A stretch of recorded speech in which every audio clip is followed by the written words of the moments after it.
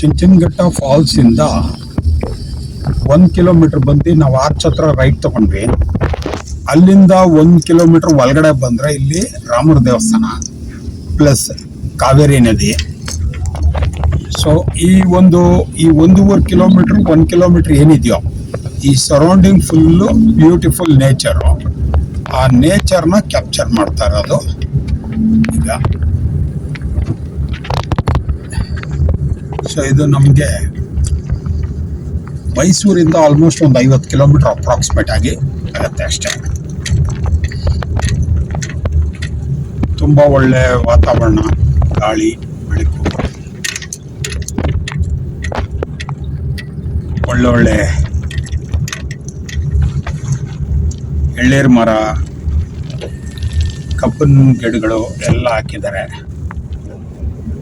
So natural ಗಾಳಿಯಲ್ಲಿ ಓಡಿಸ್ತಾರೆ.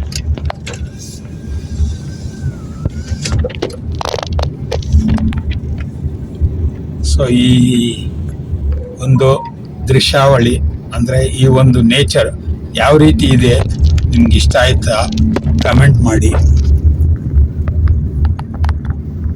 ಇನ್ನೂ ನಮ್ಮ ಚಾನಲ್ ಸಬ್ಸ್ಕ್ರೈಬ್ ಮಾಡಿಲ್ಲ ಅಂದರೆ ಸಬ್ಸ್ಕ್ರೈಬ್ ಮಾಡಿ, ನಿಮ್ಮ ಫ್ರೆಂಡ್ಸ್ ಫ್ಯಾಮಿಲಿಗೆ ಶೇರ್ ಮಾಡಿ ಅಂತ ಕೇಳ್ಕೊತೀನಿ.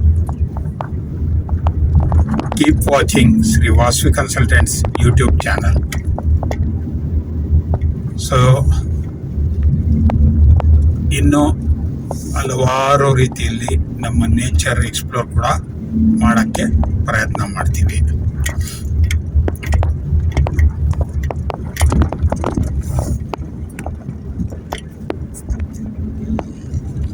ಸೊ ಎದುರುಗಡೆ ನೋಡ್ಬೋದು, ಅದು ಮೇನ್ ರೋಡು.